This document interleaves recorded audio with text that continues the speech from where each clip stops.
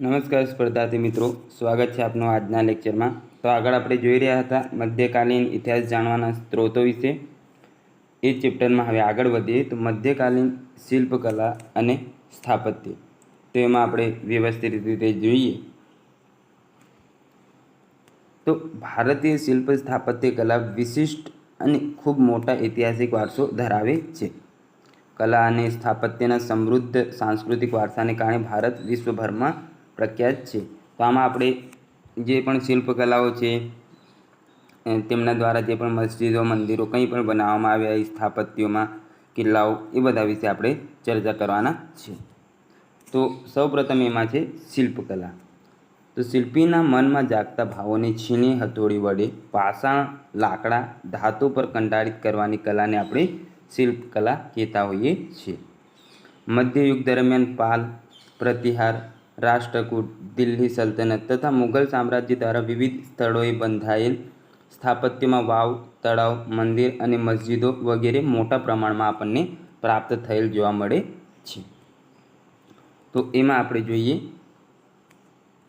કે સ્થાપત્ય માટે શિલ્પશાસ્ત્ર શબ્દ પણ વપરાય છે। હવે સ્થાપત્ય માટે શિલ્પીઓ જે બનાવે તો એ શાસ્ત્રને આપણે શું કહેતા હોઈએ છીએ? શિલ્પ દ્વારા જે રચવામાં આવે શાસ્ત્ર, તેને શિલ્પશાસ્ત્ર કહેતા હોઈએ છીએ। તો સ્થાપત્ય માટે આ શબ્દ વાપરવામાં આવતું હોય છે। સ્થાપત્યનો સરળ અર્થ બાંધકામ એવો થાય છે। મકાનો, નગરો, કૂવાઓ, મિનારાઓ, મંદિરો, મસ્જિદો, મકબરાઓ, વાવ વગેરેના બાંધકામને સ્થાપત્ય કહેવામાં આવે છે। સ્થાપત્ય કલામાં નિપુણ જે વ્યક્તિ હોય તેને સ્થપતિ કહેવાય છે। હવે આપણે જોઈએ ભારતના સ્થાપત્યો। તો એમાં ભારતના સ્થાપત્યો ઈસવીસન 700થી ઈસવીસન 1200 સુધી રાજપૂત યુગ હતો।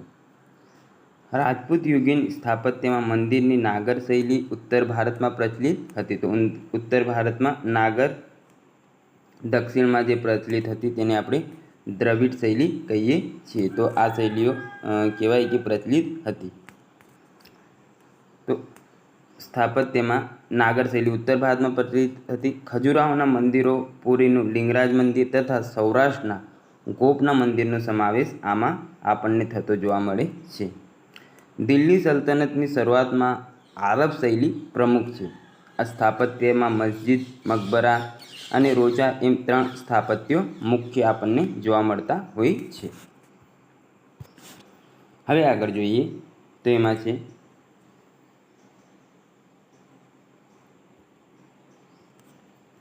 દિલ્હી સ્થાપત્યોમાં જામા મસ્જિદ, કુતુબ મિનાર, હોજે ખાસ, અલાઈ દરવાજા, શીરીનો કિલ્લો મુખ્ય છે। તો આ યાદ રાખજો, કયા કયા છે? જામા મસ્જિદ છે, કુતુબ મિનાર છે, હોજે ખાસ છે, અલાઈ દરવાજા, શીરીનો કિલ્લો, આ બધા દિલ્હી સલ્તનતના મુખ્ય સ્થાપત્યો છે।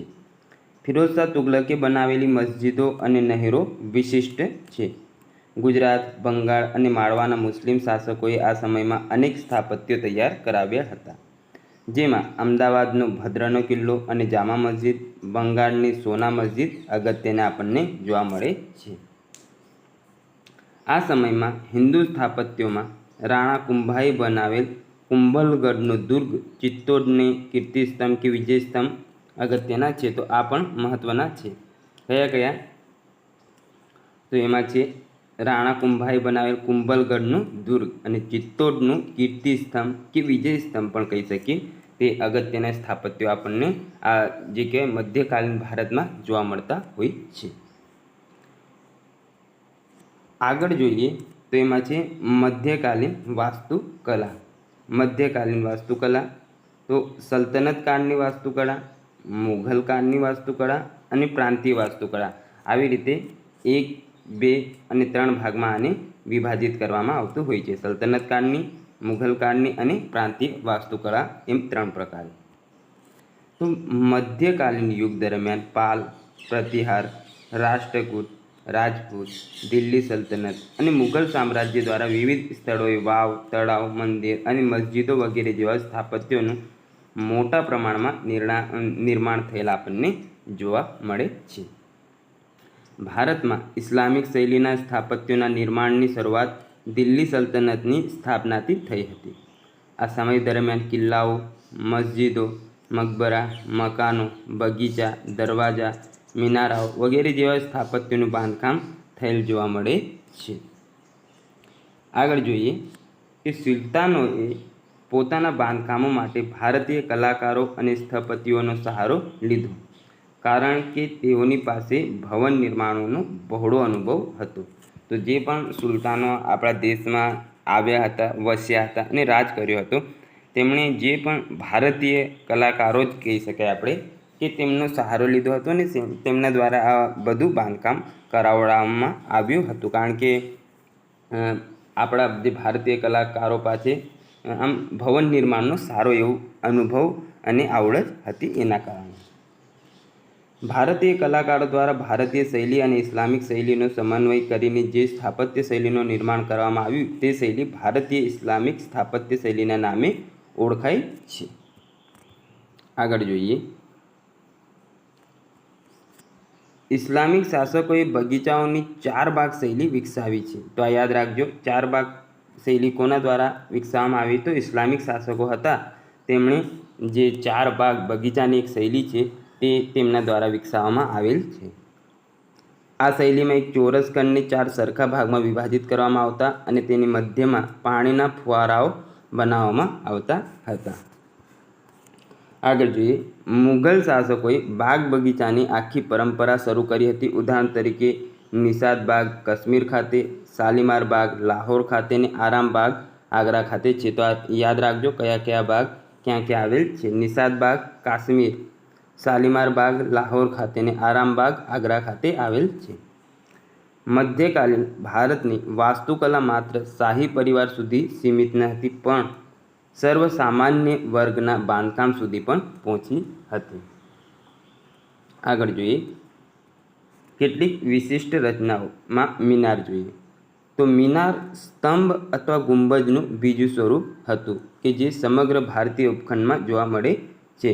કુતુબ મિનાર એ આનું શ્રેષ્ઠ ઉદાહરણ આપણે કહી શકીએ છીએ. તો મિનાર સ્તંભ અથવા ગુંબજનું એક સ્વરૂપ હતું જે સમગ્ર ભારતીય ઉપખંડમાં જોવા મળે છે. મધ્યકાલીન સમયના સૌથી આકર્ષક અને પ્રસિદ્ધ મિનારોમાં દિલ્હીનો કુતુબ મિનાર અને દૌલતાબાદ કિલ્લામાં 4 મિનાર છે. આ મિનારાઓ નમાઝના સમયે અઝાન બોલવા માટે ઉપયોગ થતો હતો. તો આ મહત્ત્વના મિનારો છે. કયા કયા? દિલ્હીનો કુતુબ મિનાર અને દૌલતાબાદના કિલ્લામાં 4 મિનારનો સમાવેશ થાય છે. ત્યારબાદ આપણે આગળ જોઈએ તો એમાં છે મકબરા. શાસકો અને શાહી પરિવારોના સભ્યોની કબર પર વિશાળ સમાધિ બનાવવી એ મધ્યકાલીન ભારતનો લોકપ્રિય રિવાજ હતો, જે મકબરા તરીકે ઓળખાય છે. ઉદાહરણ તરીકે ગિયાસુદ્દીન તુગલકનો મકબરો ક્યાં આવેલ છે? દિલ્હી ખાતે. અને હુમાયુનો મકબરો એ દિલ્હી ખાતે આવેલ છે. તો આ મકબરાઓ શાહી પરિવાર જે હોય સભ્યોની કબર પર એક વિશાળ સમાધિ બનાવી એને કહેવામાં આવે છે મકબરા. ગિયાસુદ્દીન તુગલકનો જે તુગલક વંશનો હતો ક્યાં આવેલ છે? દિલ્હી. હુમાયુ જે કહેવાય ને કે મુઘલ વંશનો હતો તેનો મકબરો એ દિલ્હી ખાતે આવેલ છે. ત્યારબાદ આગળ છે સરાય અથવા ધર્મશાળા. તો મધ્યકાલીન ભારતની એક રસપ્રદ પરંપરા શહેરોની આસપાસ બાંધવામાં આવેલી સરાય હતી. તો આ યાદ રાખજો, સરાય એટલે શું? તો એ જોઈએ મધ્યકાલીન ભારતની એક પરંપરા જેમાં જે શહેરોની આસપાસ બાંધવામાં આવે તેને સરાય કહેતા હતા, જેનો હેતુ ભારતીય વિદેશી પ્રવાસીઓ, યાત્રાળુઓ, વેપારીઓ વગેરેને ટૂંકા સમયગાળા માટે આવાસ પ્રદાન કરવાનો હતો. એટલે કે ટૂંકમાં અતિથિગૃહ જેવું કાર્ય આમાં કરવામાં આવતું હતું. હકીકતમાં આ સરાય સામાન્ય લોકો માટે હતી, જેથી વિવિધ સંસ્કૃતિના લોકો ત્યાં ભેગા થતા અને તેમના સાંસ્કૃતિક વિચારો, પ્રભાવો અને સમકાલીન રિવાજોનું આદાન પ્રદાન કરતા હતા, જેથી બધામાં આપણે કહીએ ને કે સુમેળતા આવી શકે એવું કાર્ય આ સમયે કરવામાં આવતું હતું. આગળ જોઈએ, હવે આપણે મસ્જિદ સ્થાપત્યમાં ક્યાં ક્યાં શું શું હોય ને તેને શું શું કહેવાય એ જોવાના છીએ. તો જોઈએ આપણે, આ તો હવે વંચાતું છે ને, જોઈએ મકબરા કિલ્લાઓનો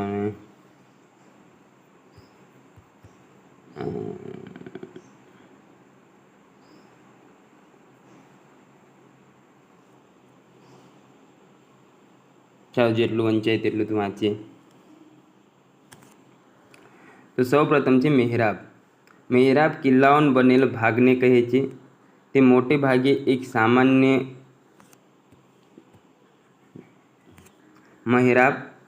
મહેરાબ કિલ્લાઓનામાં બનેલા ભાગને કહે છે. તે મોટે ભાગે એક સામાન્ય માનવીની ઊંચાઈ જેટલા હોય છે. તે મક્કા તરફી સાચી દિશા બતાવે છે. ભારતના સંદર્ભમાં મહેરાબ પશ્ચિમ દિશામાં આવેલ છે.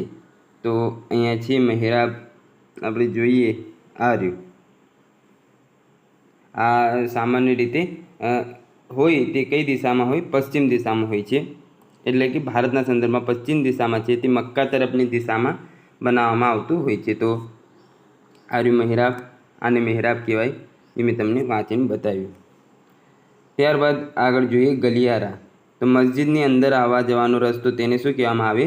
તો આને ગલિયારા કહેવામાં આવે છે. ત્યારબાદ છે સહન. સ્થાપત્યનો આ ભાગ મસ્જિદનું પ્રાંગણ કહેવાય, જેમાં ઇસ્લામ ધર્મ અનુયાયીઓ નમાઝ માટે એકત્રિત થાય છે. તો અહીંયા સહન છે. ત્યારબાદ આગળ જોઈએ મકસૂરા. મસ્જિદમાં કિબલા એટલે દિવાલના અંત ભાગને મકસૂરા કહે છે. રેલિંગ દ્વારા આ ભાગને અલગ કરવામાં આવેલ હોય છે. તો અરે મકસૂરા અહીં જોઈ લેજો, આટલું મને નહીં દેખાતું અહીંયાથી. કિબલા સ્થાપત્યનો આ ભાગ મસ્જિદ અથવા નમાઝ પઢવાની હોલની દિવાલ છે, જે હંમેશા મક્કાના કાબાની દિશામાં જ બનાવવામાં આવે છે. તો આ રહ્યું કિબલા, અહીંયા છે. ત્યારબાદ છે દીવાન. મસ્જિદમાં સ્તંભોવાળા ઓરડાને લીવાન કહે છે. તો જે ઓરડો હોય તેને લીવાન કહેવામાં આવતું હોય છે. અહીંયા વ્યવસ્થિત વંચાતું નહીં, એ માફ કરજો. હવે જોઈએ આપણે મધ્યકાલીન ઇતિહાસ જાણવાના અલિખિત સ્ત્રોતો. તેમાં સ્થાપત્યના પ્રકાર છે મસ્જિદ ક્યાં ક્યાં કઈ કઈ આવેલ છે તે આપણા માટે મહત્ત્વની રહેતી હોય છે. જુમ્મા મસ્જિદ દિલ્હી ખાતે આવેલ છે. ક્યાં આવેલ છે? દિલ્હી ખાતે. કઈ મસ્જિદ? જુમ્મા મસ્જિદ. ત્યારબાદ કુવત ઉલ ઇસ્લામ મસ્જિદ. ઢાઈ દિન કા ઝોપડા મસ્જિદ અજમેર ખાતે. આ યાદ રાખજો, ઢાઈ દિન કા ઝોપડા મસ્જિદ ક્યાં આવેલ છે? અજમેર. અટાલા મસ્જિદ જોનપુર ખાતે. તો આ મસ્જિદો યાદ રાખવાની. જુમ્મા મસ્જિદ દિલ્હી, ત્યારબાદ કુવલ ઉલ ઇસ્લામને ઢાઈ દિન કા ઝોપડા અજમેર ખાતે, અટાલા મસ્જિદ જોનપુર ખાતે. મકબરામાં યાદ કરીએ તો તાજમહેલ આગ્રા ખાતે આવેલ છે. ગોળ ગુંબજ બીજાપુર ખાતે. હુમાયુનો મકબરો દિલ્હી. ગિયાસુદ્દીન તુગલકનો મકબરો દિલ્હી ખાતે આવેલ છે. ફરીથી એક વાર જોઈએ. તાજમહેલ આગ્રા, ગોળ ગુંબજ બીજાપુર, હુમાયુનો મકબરો દિલ્હી ખાતે, અને ગિયાસુદ્દીન તુગલકનો મકબરો ક્યાં આવેલ છે? દિલ્હી ખાતે આવેલ છે. કિલ્લાઓમાં વાત કરીએ તો શિવાજી મહારાજના કિલ્લાઓ ક્યાં છે? મહારાષ્ટ્ર. કુંભલગઢ, ચિત્તોડગઢ, રણથંભોર, આમેર વગેરે ક્યાં આવેલ છે? રાજસ્થાન ખાતે. લાલ કિલ્લો દિલ્હી. આગ્રાનો કિલ્લો ગોલકોંડાનો તે તેલંગાણા ખાતે આવેલ છે. ગોલકોંડા તે ક્યાં આવેલ છે? તેલંગાણા ખાતે. ફરીથી એકવાર જોઈએ. શિવાજી મહારાજનો કિલ્લો મહારાષ્ટ્ર. કુંભલગઢ, ચિત્તોડગઢ, રણથંભોર, આમેર ક્યાં આવેલ છે? રાજસ્થાન. લાલ કિલ્લો દિલ્હી. આગ્રાનો કિલ્લો ગોલકોંડા એ ક્યાં આવેલ છે? તેલંગાણામાં. નવા નગરોની વાત કરીએ તો ચાંપાનેર ક્યાં આવેલ છે? પાવાગઢમાં. અમદાવાદ, જોનપુર, આગ્રા, તુગલકાબાદ, ફતેહપુર સિકરી, ફિરોદાબાદ વગેરે નગરોની ઇમારતો અને સ્થાપત્યો છે. મહેલોની વાત કરીએ, હવા મહેલ ક્યાં આવે છે? જયપુર. ઉદયપુરના મહેલો વગેરે. તો આપણે જે રાજાઓ અલગ અલગ આવશે એમના સમયના સ્થાપત્યો આગળથી જોવાના જ છે. તો અહીં આપણું પ્રકરણ પૂર્ણ થાય છે. નેક્સ્ટ લેક્ચરમાં નવું પ્રકરણ શરૂ કરીશું. આશા છે આજનો આ લેક્ચર આપને ગમ્યું હશે.